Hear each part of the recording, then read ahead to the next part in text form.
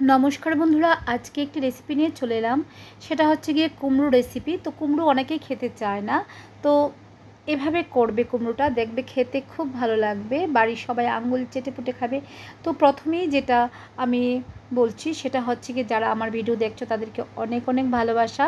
তো দেখো, এই মাছের মুড়োটা, এটা কাতলা মাছের মুড়ো আমি নিয়ে নিয়েছি, মুড়ো মানে মাথা।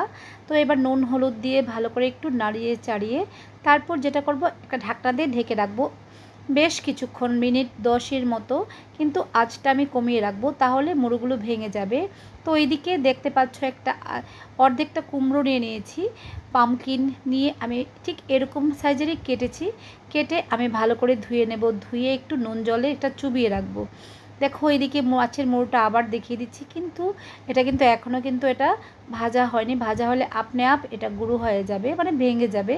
তো এবার আমি দেখো, এবার হয়ে গেছে, মাছের মাথাটা পুরো গুঁড়া হয়ে গেছে, ভেঙে গেছে। তো দেখো তেলের মধ্যে আমি 5 ফোড়ন, শুকনো লঙ্কা ফোড়ন দিয়েছি।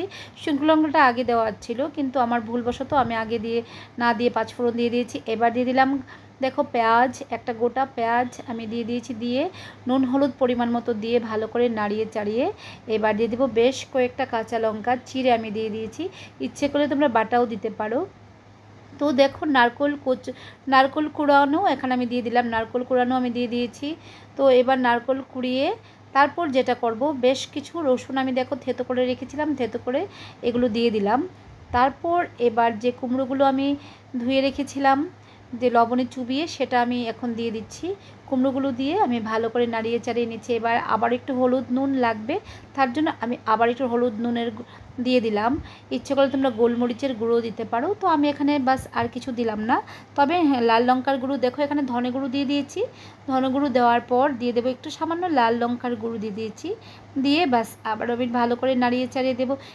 এবার মাছের মুড়োটা আমি দিয়ে দিচ্ছি। ভীষণ ভীষণ টেস্টি হয়েছিল, তোমরা এভাবে করে দেখবে, খুব টেস্টি একটা রেসিপি। তো এবার ভালো করে নাড়িয়ে চাড়িয়ে দেখো, আমি কিন্তু ঢাকনা দিয়ে ঢেকে রাখবো। আর এদিকে আমি সামান্য একটু চিনি দিয়ে দিয়েছি। চিনি দিলে খেতে বেশ মজার লাগে এটা। তো ভালো করে নাড়িয়ে চাড়িয়ে তারপর আমি দেখো একদম ফুটন্ত গরম জল কিন্তু আমি দিয়ে দিয়েছি, তোমরা দেখতে পাচ্ছ। দিয়ে ভালো করে নাড়িয়ে চাড়িয়ে আবারও ঢাকনা দিয়ে আমি ঢেকে রাখবো প্রায় 10 মিনিটের মতো, কিন্তু উনুনটা আঁচটা কমিয়ে রাখবো। তো দেখো আমার হয়ে গেছে, পুরো আঁচ কমিয়ে নাড়াচাড়া করে এপিট ওপিট বারবার উল্টিয়ে তারপর আবার ঢাকনা দিয়ে এরকমভাবে করে যতক্ষণ পর্যন্ত এভাবে সেদ্ধ না হয়, ঠিক ততক্ষণ আমি নাড়তে নাড়তে ঠিক এই পর্যায়ে যখন আসবে তখন আমি গ্যাসটা একদম পুরো বন্ধ করে দেব। তো দেখো হয়ে গেছে আমার মাছের মাথা দিয়ে একটা কুমড়ো রেসিপি, যেটা ভীষণ টেস্টি, তোমরা বাড়িতে করে খাবে। সবাই ভালো থেকো, সুস্থ থেকো, টাটা।